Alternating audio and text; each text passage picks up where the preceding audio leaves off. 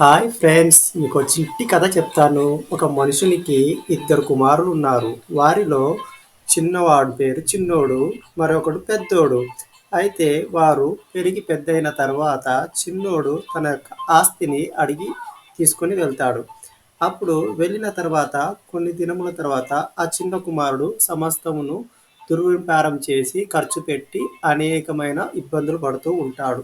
తన ఆస్తిని కోల్పోయిన తర్వాత తిరిగి తను కరువు వస్తుంది. ఆ కరువులో ఒక పొలములో పందులు కాచే వాటి దగ్గర ఆహారం తినడానికి అతడు ఎంతో ఇష్టపడతాడు. అప్పుడు తనకి ఒకటి జ్ఞాపకం వస్తది. తన తండ్రి యొద్ద అనేకులు పనివారున్నారు. వారికి సమృద్ధి ఆహారం ఉన్నది. కానీ నాకు లేదు అని బాధపడుతూ ఉంటాడు. బుద్ధి వచ్చిన తర్వాత అతడు చిన్నోడు తిరిగి ఇంటికి ప్రయాణం వెళ్తూ ఉంటాడు. ప్రార్థిస్తుంటాడు దేవుణ్ణి. కనుక మనం కూడా ప్రార్థించేవారిగా ఉన్నాము. అలాగే ఇంటికి వెళ్తుండగా తండ్రి చూసి కుమారుని హత్తుకొని ముద్దు పెట్టుకొని తన చెప్పులు తొడిగి ఉంగరం ఇచ్చి ఎంతో సన్మానిస్తాడు.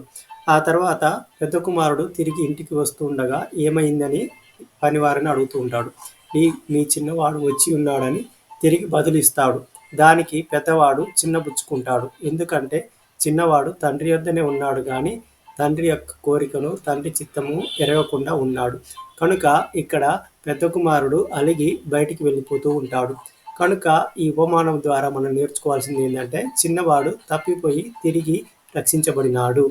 పెద్దవాడు చివరి వరకు రక్షింపబడలేదు అని మనం నేర్చుకున్నాం. మనము చిన్నవాడి ద్వారా నేర్చుకునే ఉపమానంగా ఉన్నదని మనం నేర్చుకున్నాం.